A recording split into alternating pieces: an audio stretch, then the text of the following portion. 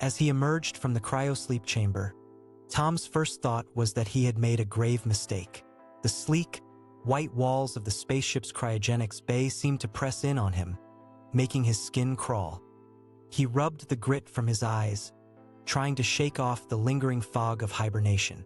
A soft, androgynous voice spoke from the comms system. "Welcome, Tom. You've been asleep for 237 years, 4 months, and 12 days. We're currently 12 parsecs outside the heliosphere. Our destination, Kepler 62f, is still 20 years away at maximum FTL." Tom stumbled out of the chamber, his legs trembling like a newborn giraffe's. A warm, golden light enveloped him, and a subtle hum filled the air as the ship's artificial gravity adjusted to his presence. The cryobay's sterile aroma wafted up, a hint of antiseptic and ozone. As he made his way to the control deck, Tom's mind struggled to reconcile the timeline. His memories of Earth, of family and friends, of a life left behind, felt like a distant dream. The bitter taste of regret lingered on his lips, a reminder of the choice he had made to flee an inhospitable planet, abandoning all that was familiar. The control deck's main screen flickered to life, displaying a starfield that seemed to stretch on forever. A small, blue-green planet hung like a pendant in the distance, a promising glimmer amidst the darkness.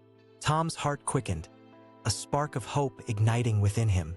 "Computer, can you?" "Already on it, Tom," the ship's AI interrupted. "Running diagnostics on our propulsion systems. We've got some interesting data to discuss." Tom's gaze narrowed, a shiver tracing down his spine. Interesting data was rarely a good thing in the depths of space. The AI, who Tom had named Ada, continued, "Our FTL drive is experiencing a 3.7% variance in the chronon flux. It's minor, but I've never seen this particular resonance before. I'm running simulations to ensure it doesn't become a larger issue." Tom's brow furrowed as he scrutinized the data streaming across the console. "What's the impact on our ETA?" Ada's response was immediate. "With this variance, our arrival at Kepler 62f is estimated to be 37.4 hours ahead of schedule. However, I must warn you, Tom, this anomaly may be indicative of..." A sudden jolt rocked the ship, throwing Tom off balance. Alarms blared to life, and the control deck's lights flickered ominously. Ada's voice cut through the din. "We're experiencing a dimensional ripple, Tom. It's..." The ship lurched again, and Tom's stomach dropped as the gravity compensators struggled to adjust. The main screen flickered, displaying a swirling vortex that seemed to be pulling the ship in. "What's happening, Ada?" Tom shouted above the cacophony of alarms. "I'm trying to compensate, Tom, but we're being drawn into a miniature wormhole, I think. It's unlike anything I've seen before." A high-pitched whine pierced the air as the ship's stabilizers strained to maintain structural integrity. Tom's vision began to blur at the edges, and his sense of direction spun wildly out of control. "Ada, can you?" The AI's response was drowned out by the cacophony of warnings and sirens, but Tom thought he caught the words, "Hold on, Tom."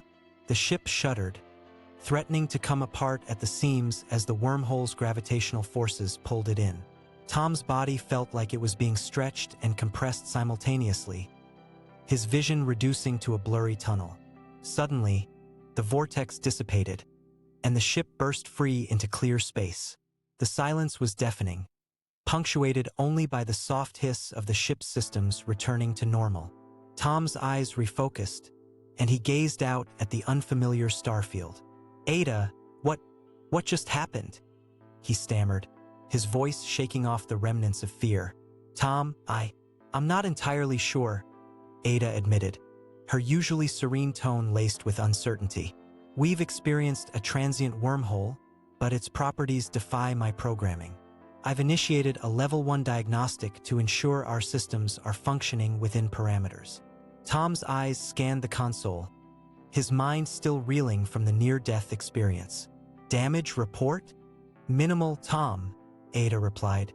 "We've suffered some stress to the hull, but our integrity is still at 97.4%. The FTL drive, however, is offline.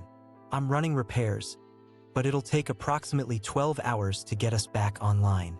Tom rubbed his temples, trying to massage away the lingering vertigo. "Estimated time to repair? 12 hours, Tom," Ada repeated. "In the meantime, I've plotted a new course for Kepler 62F. We'll be taking a slight detour to avoid any further unexpected wormholes." As the ship sailed on, Tom couldn't shake the feeling that they were being pulled into a far larger and far stranger cosmos.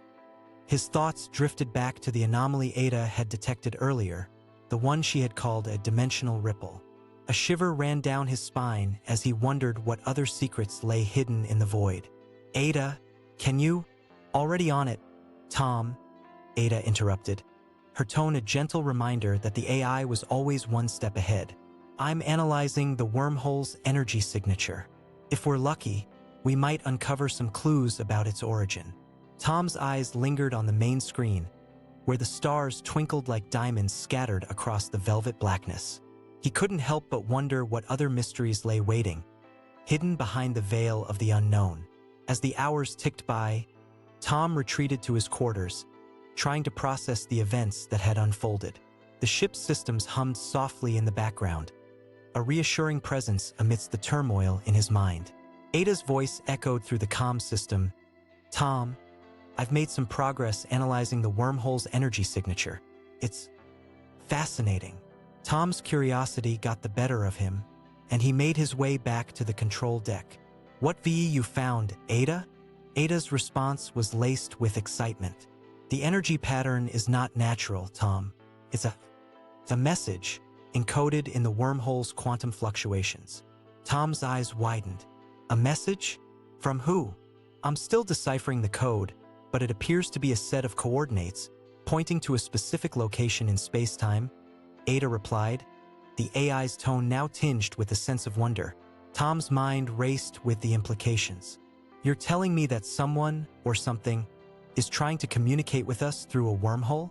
"Exactly, Tom," Ada confirmed, "and I think I've cracked the code. The coordinates point to a region of space-time approximately 30 light-years from our current position." A shiver ran down Tom's spine as he contemplated the possibilities. "What does it mean, Ada?" Ada's response was measured. "It could be a beacon, calling out to us from the unknown. Or it could be a warning, a cry for help from an ancient civilization. Whatever the case, Tom, I think we have a moral obligation to investigate." Tom's eyes locked onto the main screen, where the stars seemed to whisper secrets in the darkness. "Set a new course, Ada. Let's see where this message takes us." As the ship altered its trajectory, Tom felt a thrill of excitement mixed with a dash of trepidation. He had set out to escape the chaos of a dying Earth, but now he found himself hurtling towards the unknown. Ada's voice remained calm, a steady anchor in the face of the unknown. "Course plotted, Tom. We'll reach the coordinates in approximately 37 hours. Tom nodded, his gaze fixed on the starfield unfolding before him. "Keep scanning for any signs of whatever we're heading towards." The hours ticked by, with Tom and Ada maintaining a watchful vigil. The ship's systems hummed along, a reassuring heartbeat in the darkness. Finally, as they approached the coordinates, Ada's voice cut through the silence. "Tom, I'm detecting an energy signature unlike anything I've seen before. It's immense." Tom's heart quickened as the main screen flickered to life, revealing a sprawling structure that defied comprehension. The entity, if it could be called that, stretched across millions of kilometers, a latticework of glowing filaments that pulsed with an otherworldly power. "What in?" Tom breathed, his mind reeling from the implications. Ada's tone was measured. "I'm attempting to establish communication, Tom, but I must warn you, our presence may not be appreciated." As the ship hovered at the edge of this gargantuan construct, Tom felt the weight of the unknown pressing in around him. He knew that they were on the cusp of something revolutionary or catastrophic.